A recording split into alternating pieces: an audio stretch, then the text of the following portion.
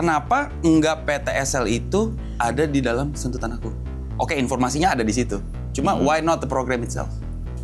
Masukan bagus sih sebetulnya, karena kalau sekarang kan orang ngurus sertifikat itu di Sentuh Tanahku dia kelihatan prosedurnya ya. Iya. Sampai mana.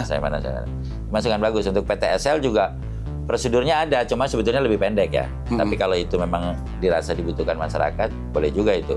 Jadi kayak one stop application juga buat seluruh aktivitas pertanahan. Oke, nanti setahun ini kita develop lah untuk permintaan itu gitu ya. Masukan guys. Gitu. Udah makin pinter nih saya. Oke. Peta lama, sertifikat lama yang belum sempat kita transformasi digitalkan. Ya. Nah, ini kita atasi tadi dengan cara pemetaan sistematik. Kita pakai drone, yang kita semua kita petain ya. Kita harapkan semua masyarakat terlibat, berpartisipasi aktif, termasuk yang baru mohon sertifikat maupun yang punya sertifikat lama. Kita harapkan sehingga tidak ada lagi, kalau semuanya bisa dipetakan sertifikat lama, tidak ada lagi potensi tumpang tindih. Kecil tapi wow efeknya gede gitu ya. Gitu namanya sengketa, namanya masalah gitu. Nah, kita harapkan itu makin minimal lagi, near to zero lah gitu.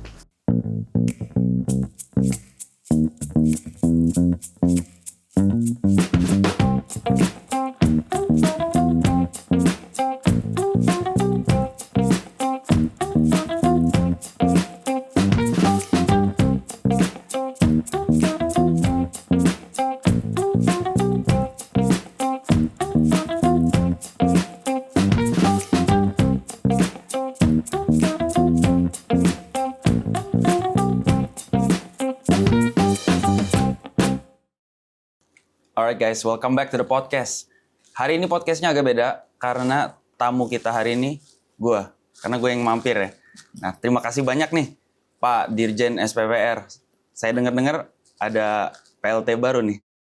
Dirjen Pengendalian dan Penertiban Tanah dan Ruang.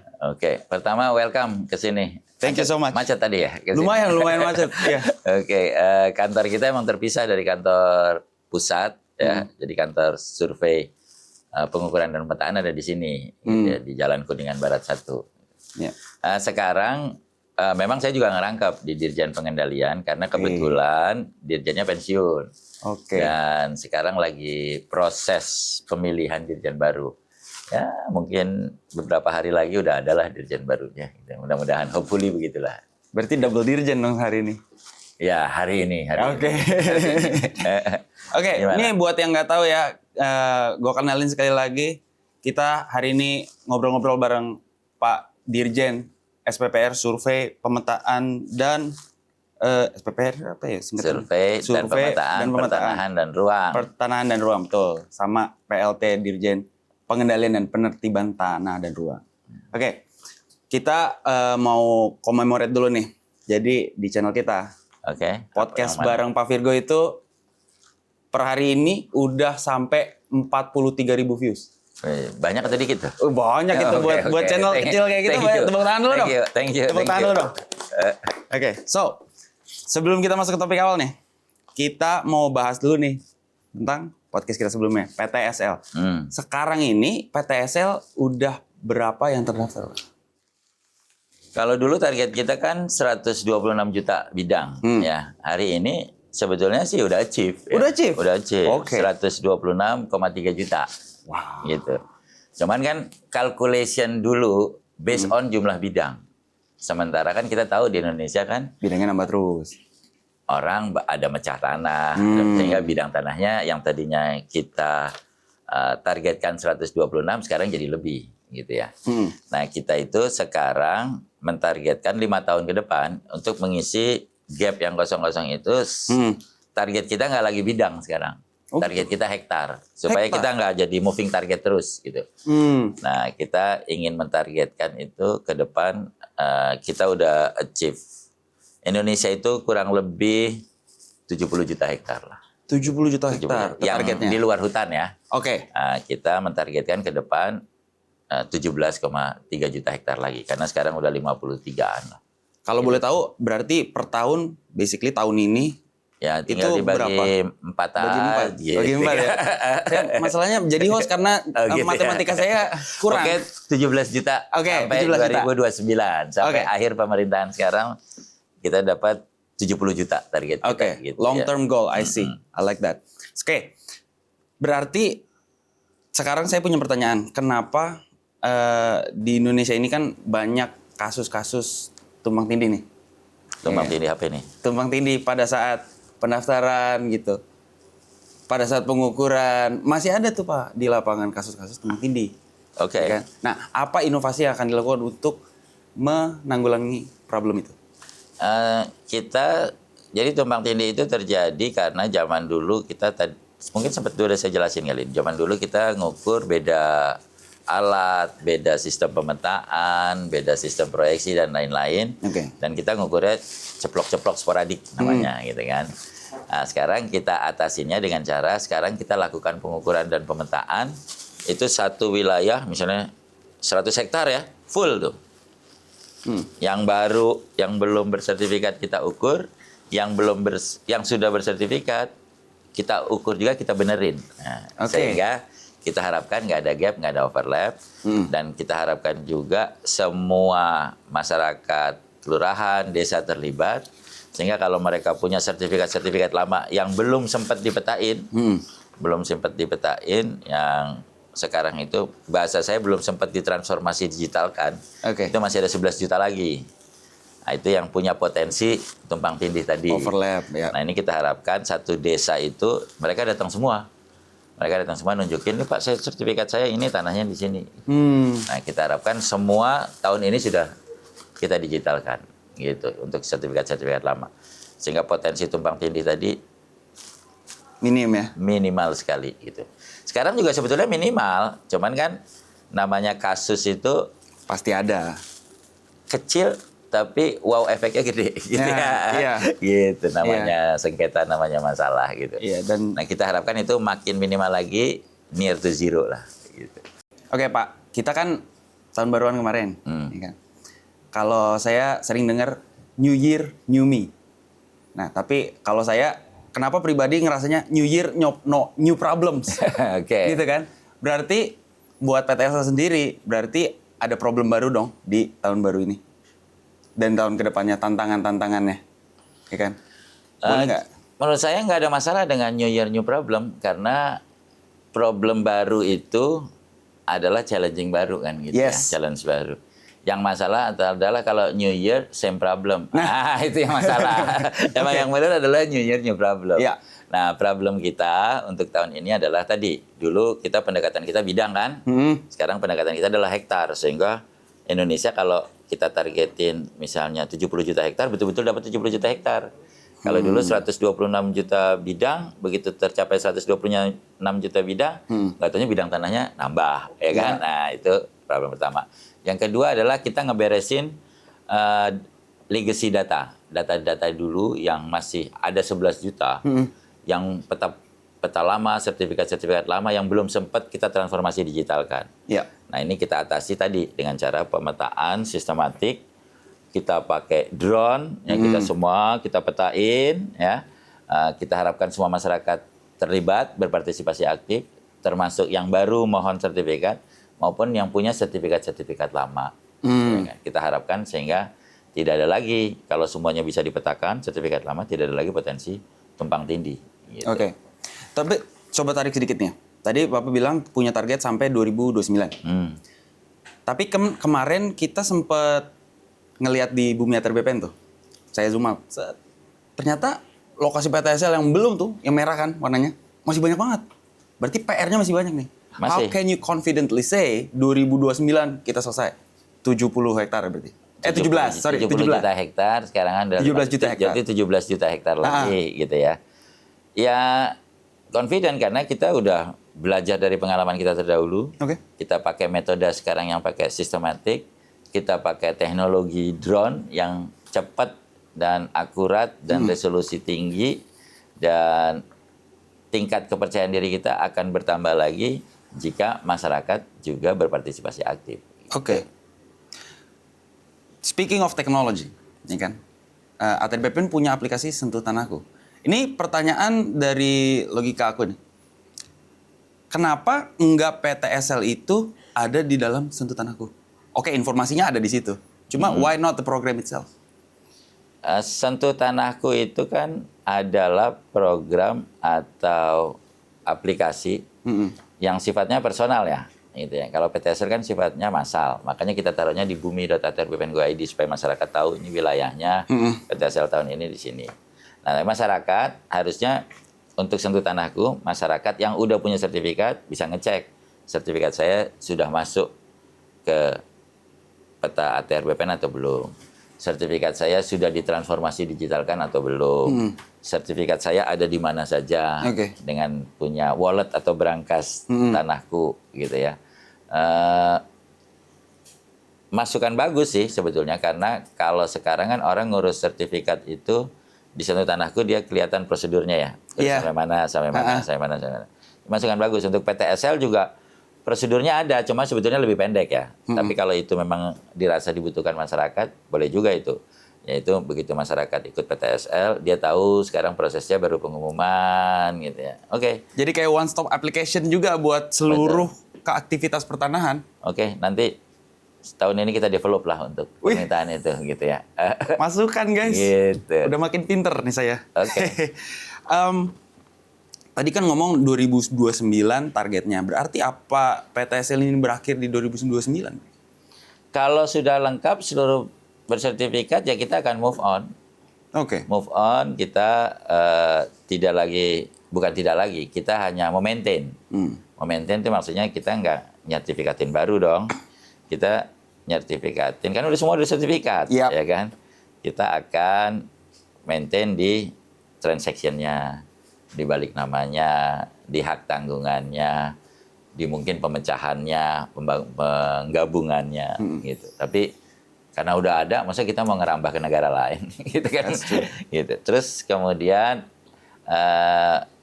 another exploration, kita masuk ke yang selalu nambah bidang tanah adalah bidang tanah yang bentuknya strata title. Itu kan selalu nambah. Kalau tanah kan udah habis tuh. 70 juta hektar udah habis ya. Tapi kalau strata title, apartemen baru kan ada. Nanti kita akan masuk ke ruang-ruang 3 dimensi yang kalau sertifikatnya namanya HM Sarusun. Nah, tahun ini udah kita mulai tuh 100 ribuan Sarusun. Gitu ya. Nanti kita akan percepat dan nanti semua orang yang untuk Sarusun pun bisa lihat di bumi, tapi ngelihatnya nggak bentuknya 2 dimensi. Ngelihat bentuknya 3D. Ya nanti bisa main game lah di situ kan, naik ke atas gitu ya. Main Counter Strike di situ gitu ya. Minecraft. Gitu. Aduh. Oke. Terakhir nih, berarti buat PTSL sendiri, kita pernah ngebahas ini sama Pak Budi Martono juga. Dia staf ahli IT. Waktu itu dia bilang, emang PTSL itu kan anggarannya dari negara, APBN. Dan ini butuh partisipasi masyarakat. Betul. Apa bentuk partisipasi masyarakat buat ngebantu PTSL ini? Yang bisa. Yang pertama adalah ya namanya punya tanah, yang batasin tanahnya, bikin tembok, bikin pilar beton gitu ya, patok gitu. Namanya punya tanah ya kan. Jadi sebetulnya itu bukan buat negara, buat kebutuhan diri sendiri juga kan gitu ya kan. Masa kita punya tanah nggak dipagerin gitu ya. Jadi pertama magerin tanahnya. Ya kan? Yang kedua adalah kalau kita kan mendorong masyarakat semua punya sertifikat atas tanah dong, supaya dia bisa lebih secure, bisa terdata, dan bisa diterima oleh lembaga perbankan. Nah, yang mesti disiapin oleh partisipasinya adalah ya surat-surat tanahnya disiapin.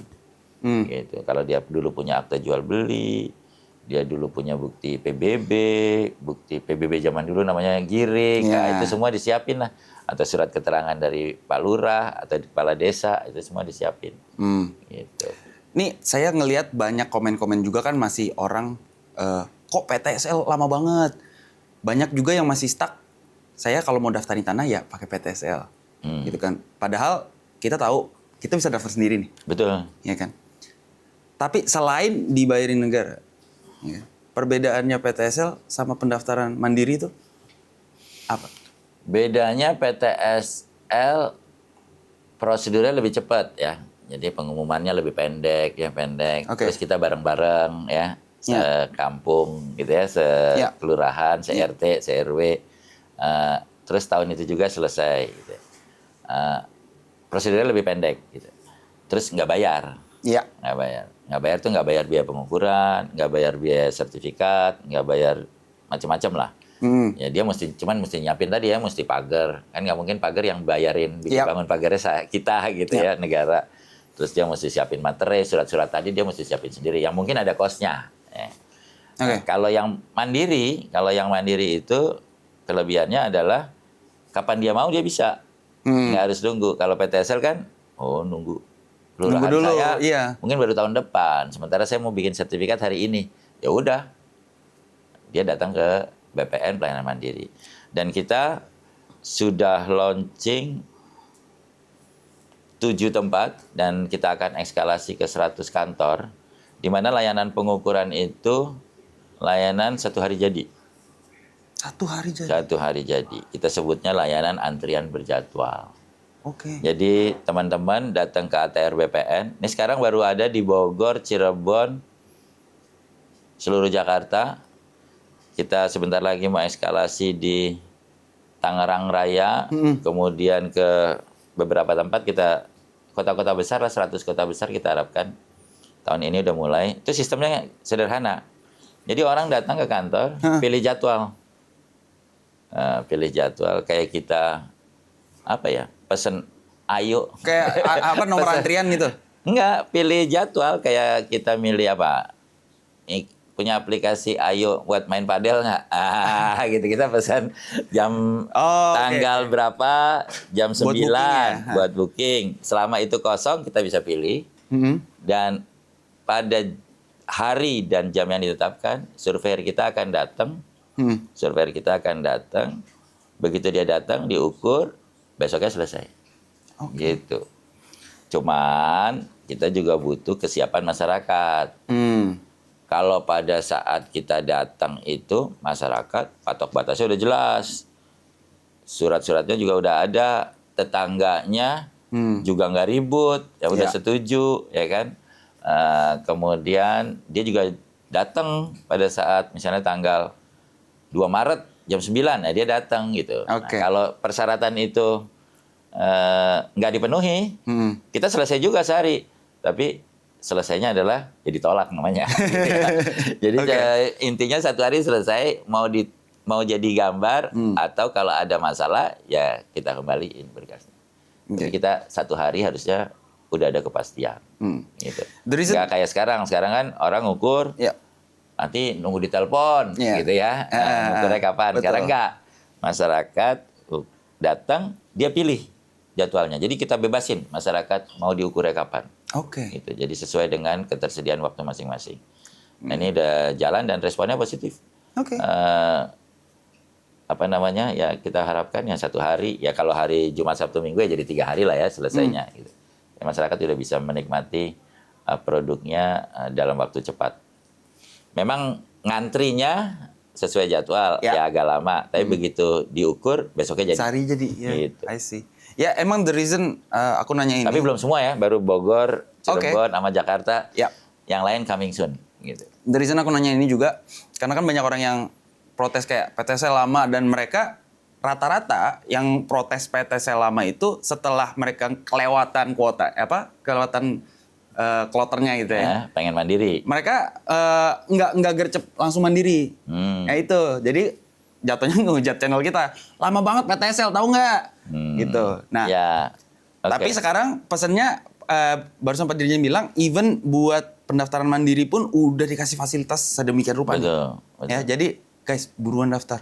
Bahkan kalau dia udah pernah ada PTSL dan kalau PTSL kan kita udah ngukur semua tuh. Kalau misalnya PTSL yang baru ya 2024, udah kita ukur semua. Kalau data ukurnya udah ada, ya dia nggak perlu ngukur lagi. Ambil aja peta bidangnya, tinggal dia daftar sertifikatnya. Tinggal pengujian kepemilikan aja, gitu. I see. Jadi kita permudah lah. Kalau udah sempat diukur dulu Oh, waktu PTSL. banyak juga tuh komentar-komentar gitu udah diukur, tapi nggak keluar-keluar gitu. Nah itu bisa urus sendiri tuh habis itu.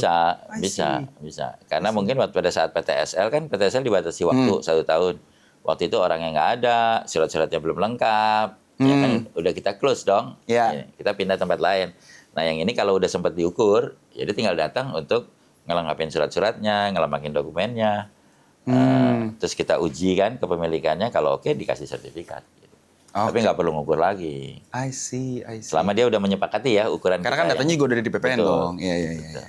Oke. Gitu Jo. That's great news. Oke. Sekarang nih lanjut ke topik utama akhirnya. Apa itu? Lumayan lama juga pembukaannya ya. Seru sih. Bapak PLT Dirjen Pengendalian dan Penertiban Tanah dan Betul. Ruang. Benar ya? Oke.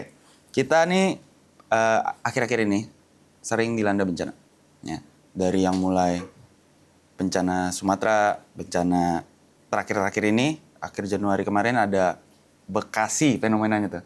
Orang bener-bener sampai makan di tengah banjir, berenang di underpass, gitu. Pertanyaannya, kalau emang kita sering dengar ini karena curah hujan tinggi, kok ya banjirnya di lokasinya itu aja? Kita sebut merek deh, Jakarta, Bekasi, Jabodetabek. Kenapa tuh, Pak? Jadi bencana itu kan terjadi karena 3 hal ya, karena 3 hal. Yang satu adalah cuaca ekstrim, ya kan? Alam, atau ya. akumulasi yang menciptakan cuaca ekstrim gitu ya. Jadi kayak tiba-tiba banjir yang nggak ketulungan gitu ya, gede sehingga akan terjadi limpasan. Misalnya kita ambil contoh banjir, akan terjadi limpasan yang memang tidak bisa ditampung oleh hidrografi yang ada, sungai yang ada gitu ya. Itu pasti terjadi. Pasti terjadi. Cuman siklusnya bisa 200 tahun, bisa 100 tahun, bisa 50 tahun, bisa 20 tahun, Kalau bisa secara 5 alami. tahun.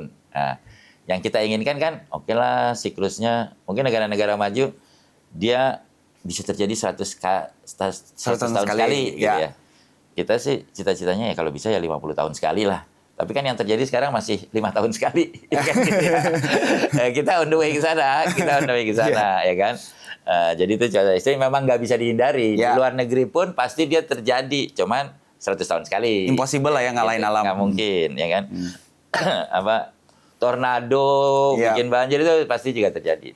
Cuman kan rentangnya yang kita mau panjangin gitu ya, siklus yang berdampak terhadap kerugian material itu yang mau kita panjangin.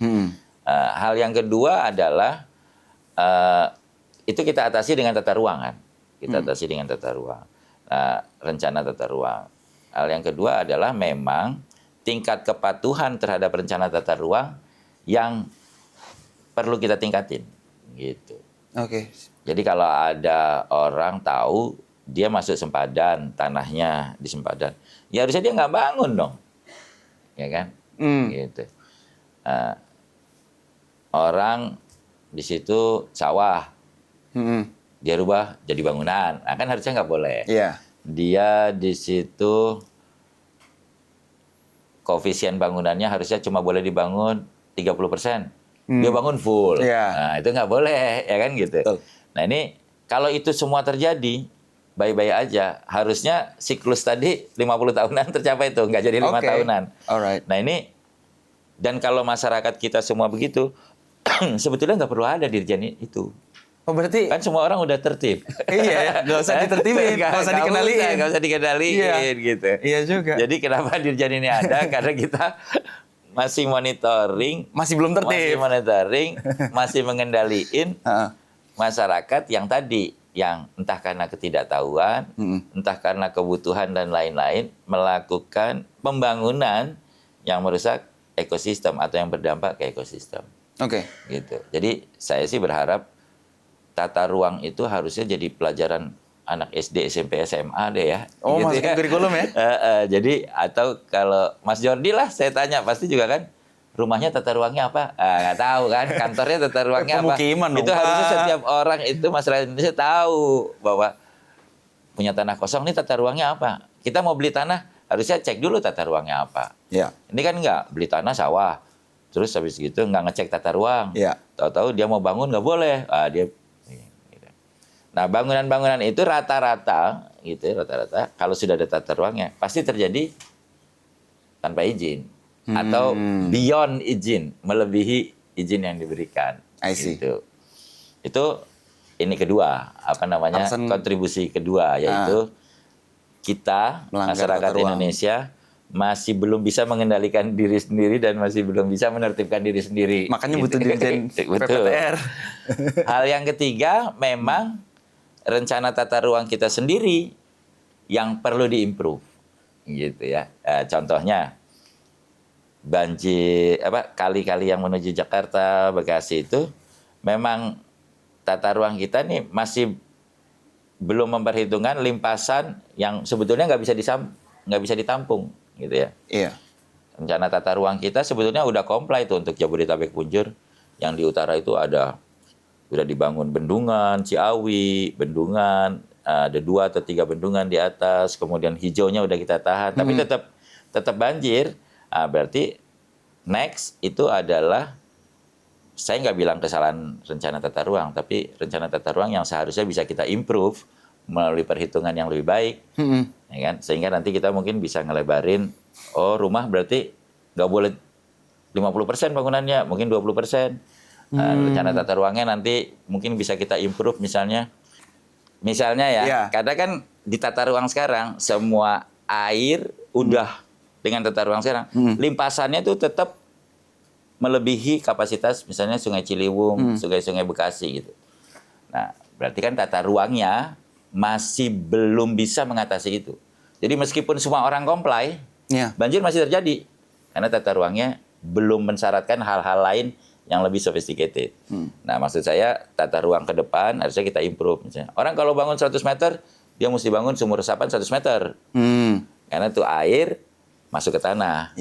Karena kan udah kehalang nih sama bangunan masuk ke tanah. Sekarang ini kan kalang bangunan, airnya jatuh, limpasannya masuk ke sungai. Akibatnya banjir. Nah, tata ruang kita rasanya perlu kita improve. Sehingga kita ada semacam simulasi banjir, simulasi bangunan, dan lain-lain. Karena kalau tingkat compliance dari sisi kami pengendalian penertiban, itu udah 97% tuh. Ya kan? Udah hutannya udah dijaga, ini udah dijaga, bangunan nggak ada lagi di sempadan, kecuali bangunan yang tanpa izin ya, yang perlu ditertibin, dan lain-lain. Tapi kenapa tetap banjir? Berarti tata ruangnya juga perlu diimprove. Jadi ada 3 hal tadi, tata ruang perlu improvement kalau saya berangkat dari belakang. Hal yang kedua adalah masyarakat juga mesti tertib, mesti bisa mengendalikan diri sendiri, sehingga kerjaan kami lebih ringan. Hal yang ketiga, kontributornya adalah ya cuaca ekstrim yang memang nggak bisa kita hindari. 3 hal itu tadi, Jor. Oke. Masih ngomongin soal dampak nih. Kan yang sempat lumayan ekstrim pas banjir di Sumatera ya. Banyak tuh rumah-rumah yang roboh, hanyut malah kan. Terus mereka nggak cuma kehilangan barang juga, sometimes kehilangan nyawa juga gitu kan. Dan kita turut berduka cita atas bencana itu. Cuman yang mau saya tanyain ini, solusinya buat orang-orang nih yang sertifikatnya ikut hanyut juga, rumahnya hanyut, batas-batas tanahnya hilang juga. Itu mereka harus apa? Ya, untuk mereka kita akan PTSL lagi di situlah, kita akan bantu PTSL kembali di situ. Nah, sehingga kita sekaligus sertifikatin yang baru, kita juga mendata ulang sertifikat-sertifikat yang sudah pernah terbit. Gitu. Memetakan dan mendata ulang. Terus mereka akan kita kasih sertifikat baru. For free lah. Itu kan buat tanahnya, ya kan? Tapi kan orangnya juga nih butuh tempat tinggal. Nggak mungkin juga mereka tempatin tempat tinggal yang lama karena udah kelelep atau hanyut gitu kan? Itu sebetulnya, tapi beyond ATR BPN itu sekarang pemerintah sudah akan merencanakan untuk melakukan pilihannya relokasi melalui hunian tetap. Kalau memang itu di tata ruang yang baru kita nyatakan sebagai daerah lindung, ya kan? Atau kawasan penyangga gitu. Nah, dia nggak bisa lagi di situ. Tapi kalau kita buatin huntap namanya, hunian tetap pindah gitu ya. Tapi kalau mereka masih bisa di situ secara tata ruang, ya kita akan lakukan PTSL baru. gitu. PT Asal kembali di situ. Kita kasih sertifikat baru, pengganti dan seterusnya. Oke, kalau buat bangun rumahnya, itu kan pasti yang bangun Menteri PUPR, ya kan? Nah, ATR BPN perannya di mana? Kita perannya adalah memastikan rumahnya dibangun di peruntukan yang benar, ya Oke. kan? Yang tidak lagi berdampak kepada bencana, ya kan? Oke. Yang kedua adalah kita memastikan rumah-rumah yang dibangun sekarang memiliki legal standing yang kuat dengan sertifikat tanah. Dua itu. Ngomongin soal tadi bangunan-bangunan liar nih, yang sepadan sungai gitu-gitu kan. Kok masih bisa diizinin sama ATR BPN untuk didirikan bangunan di situ, dikasih IMB? Yang ngasih IMB kan bukan BPN. Dan saya yakin yang ngasih IMB itu Pemda, ya kan PBG. Yes. Namanya PBG sekarang kan Persetujuan Bangunan dan Gedung. Nah, dan saya yakin itu juga nggak dikasih. Oh really? Ini nggak dikasih. Pasti dia bangun sendiri. Itu yang saya bilang tadi, masyarakat harus bisa menertibkan diri sendiri. Karena rasanya pemerintah pasti taat kalau udah buat aturan itu sempadan, nggak boleh ada bangunan, pasti nggak akan dikasih izin lah. Oh gitu. Jadi itu benar-benar liar karena bukannya ada disinkronize antara Pemda dan pusat, tapi karena emang beneran orang-orang yang bangun ini nakal aja gitu. Saya nggak bilang nakal, bisa aja mereka nggak tahu. Oh. Ya kan? Bisa aja. Kan persepsi masyarakat Indonesia itu kalau saya punya tanah, saya bisa ngapain aja sama tanah itu kan. I see. Gitu. You punya tanah gitu kan, mau pengen bangun rumah di situ. Ya kan? Padahal sebetulnya nggak boleh bangun rumah. Pengen bangun rumahnya modelnya begini, padahal mungkin yang diizinkan cuma 20% atau 30%. Gitu. Nah, makanya saya berharap teman-teman harus selalu lihat tata ruangnya, zonasinya apa. Kalau kita punya tanah, bagian mana yang boleh dibangun, bagian mana yang nggak boleh dibangun, itu mesti ditaati. Gitu. Dan mereka ngeceknya bisa lewat? Di bumi ada tata Di ruang bumi kita. ATR BPN ya? Oke. Gitu. Jadi pemerintah nggak mengizinkan untuk misalnya bangun di sempadan, nggak akan, gitu ya. Pasti kalaupun keluar IMB-nya pasti setelah sempadan, gitu, Oh, gitu. atau PBG-nya pasti setelah I sempadan. see. Dan tapi ya kalau dibangun berarti itu salah mereka gitu kan? Tidak sesuai dengan peruntukannya. Oke, we'll keep it at that. Oke, tapi kalau nih misalnya ada bangunan yang quote-unquote liar gitu ya, kayak tadi. Itu cara nertibinnya gimana kan? Bapak kan pengendalian dan penertiban. Bongkar. Dibongkar? Ya bongkar lah. Emang selain dibongkar, BPN bisa apa emang? Kalau misalnya BPN itu adalah lembaga administratif, punya wewenang buat nertibinnya itu apa? Ya itu, kita ada penyidik pegawai negeri sipil yang tugasnya melakukan investigasi terhadap bidang-bidang tanah atau pembangunan-pembangunan di suatu bidang tanah yang melanggar peruntukan pemanfaatannya. Gitu. Nah itu ya kita lihat, kita investigasi. Kalau nggak ada, ya udah perintah kita pilihannya bongkar. Kalau emang berdampak ini ya bongkar. Oke, tapi dari BPN-nya Bisa sendiri juga ada pilihan denda atau penalti, tapi itu ya pilihan kedua gitu ya. Oke, tapi nanti yang eksekusi Pemda. Gitu. Ya, kita akan kasih surat untuk pembongkaran ini dan seterusnya. Oke. Berarti buat orang-orang yang masih bangun, watch out, ini ada polisi ATR BPN-nya. Kita sebetulnya lebih Polisi banyak tata bikin ruang. kebijakannya, bikin aturannya, bikin tata cara penertibannya, tata cara sanksinya. Yang kesehariannya itu memang lebih banyak Pemda. Yang kasus-kasus khusus, besar, kita sekarang bahkan kalau kita mau tata ruang, Pemda mau melakukan revisi tata ruang gitu ya. Itu yang kita lakukan adalah, ini ada yang nggak tertib. Sudah kamu beri sanksi belum? Udah kamu bongkar belum? Dan seterusnya. Kalau itu nggak dijalanin, kita nggak akan kasih persetujuan tuh kalau pemerintah daerah atau kabupaten mau melakukan revisi tata ruang. Oke. Jadi sebenarnya tugas mereka, kita mengendalikan mereka atau memastikan pemerintah daerah, kabupaten untuk melakukan penertiban. Oke. Dan saya yakin semakin ke sini, pemerintah sama-sama paham, masyarakat juga semakin teredukasi, semakin baik gitu ya. Dan menurut saya literasi terhadap rencana tata ruang itu harus makin ditingkatkan lah. Gitu. Salah satunya Jadi ini. mungkin perlu ada podcast untuk ini loh tata ruang saya ini ada KLB, Oke. ini artinya ini artinya ini, berarti jangan. Guys, catat ya. Gitu. Ide tuh ya guys buat konten guys. Silakan dicatat. Alright. Masih ngomongin soal pengendalian tanah dan ruang. Akhir-akhir ini ada berita hot nih tentang alih fungsi LSD, ya kan? Boleh nggak ditanya filosofi di balik penguncian? Plus saya juga dapat berita nih. Waktu itu dapat berita tentang, coba lihat bentar. Pemerintah gembok 6,39 juta hektar lahan sawah tidak bisa dialihfungsikan. Ini udah logika saya langsung ngomong, wah ini banyak pengusaha yang teriak-teriak nih. Kenapa pengusaha teriak-teriak? Nah itu yang mau saya tanyain. Harusnya kan nggak teriak-teriak dong. Tapi kan, Karena kan ini buat kita semua kan. Kan yang namanya pembangunan itu harus juga memperhatikan keberlanjutan. Percuma kita bangun kalau kita hidup kita cuma sampai 20 tahun, 30 tahun doang gitu ya. I see. Jadi kalau kita bangun, kita harus mikirin secara bangun kan ngejar ekonomi ya. Iya. Kita harus mikirin juga environment-nya. Tadi ya, ini nggak boleh dibangun, ini nggak boleh dibangun supaya nggak banjir, itu jaga environment-nya. Jaga juga sosialnya. Sosialnya adalah gimana masyarakat kita tetap bisa makan, gimana kita bisa punya ketahanan pangan, dan lain-lain.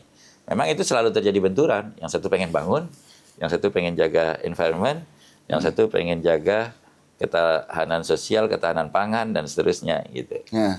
Nah, sekarang kan kebijakan kita adalah kita bangun dengan perimeter, kita harus punya ketahanan pangan. Oke. Gitu. Nah, untuk itu makanya kita menginginkan sawah yang sekarang ada itu seminimal mungkin itu dialihkan. Nah, target pemerintah itu sekarang 87% dari sawah yang ada itu harus kita lindungi, harus nggak boleh kita apa-apain atau kita kunci atau kita gembok lah Gembok bahasanya tadi gitu ya kan beritanya. Ya itu benar. Nah sekarang masalahnya itu kan harus termuat di tata ruang. Nah di tata ruang pemerintah kabupaten yang sekarang ada belum termuat itu. Yang sudah 87% baru 100 kabupaten kota. Yang lainnya masih 400. Sehingga yang 400 itu kita jaga dulu nggak boleh alih fungsi sampai mereka sudah menetapkan lokasinya yang mana. Gitu 87% itu. Oke. Nah, berarti masyarakat juga sekarang kalau mau beli tanah dengan tujuan bangun rumah, yang mesti lihat tata ruangnya, dia masuk ke lahan sawah dilindungi atau enggak, masuk ke LP2B, lahan pertanian pangan berkelanjutan atau enggak, gitu. Gitu, George. Jadi tujuannya adalah supaya kita ketahanan pangan. Kalau negara kita punya ketahanan pangan, kita gagah tuh bernegosiasi dengan negara lain kan. Iya. Mau gini, kalau enggak sekarang kita mau negosiasi dibilang gue stop ya impor berasnya, kita puyeng ya kan. Kalau sekarang kita bisa nego dengan bargaining position lebih tinggi. Ini aku curhat sedikit nih. Aku punya teman, ya kan, dia pengusaha developer. Dia punya wilayah yang udah dibangun, setengahnya dibangun, lagi proses lah ya. Terus dia kena LSD, ya kan. Jadi bingungnya nih dia udah ada pertimbangan teknis, terus ada pokoknya perizinan dia udah dapat, ya kan, udah proses ongoing, udah sesuai ketentuan hukum juga. Tapi tiba-tiba dia kena LSD. Padahal pas dicek di map, pas dilihat di fotonya tuh, aku lihat tuh di foto, lah ini kan bukan sawah. Betul. Kok bisa tiba-tiba ditempelin hijau gitu, dicat hijau? Berarti ini nentuinnya gimana? Emang nggak ada yang ke lapangan buat ngecek? Oh ini bukan sawah nih, jadi nggak bisa dong ditaruh sawah di sini. Itu pasti sawah, cuman kan itu tinggal time frame aja. Mungkin Mas Jordi time frame-nya ini bukan sawah hari ini. Oke. Waktu kita bikin potret itu kan 2019, ya kan? Ah, Nah, mau waktu itu mungkin sawah gitu ya. Itu masalah time frame aja. Nah, intinya gini aja, sama lah itu. Ya dia berarti kan sebetulnya udah ada alih fungsi. Cuma Mas Jordi ngelihatnya hari ini udah enggak. Tapi kalau kita lihat 3 tahun lalu, jangan-jangan dia alih fungsi tuh 3 tahun lalu kan? Oke. Kan kita nggak tahu. Tapi kalau berdasarkan data 2019, itu berarti alih fungsi tuh. Oh. Gitu.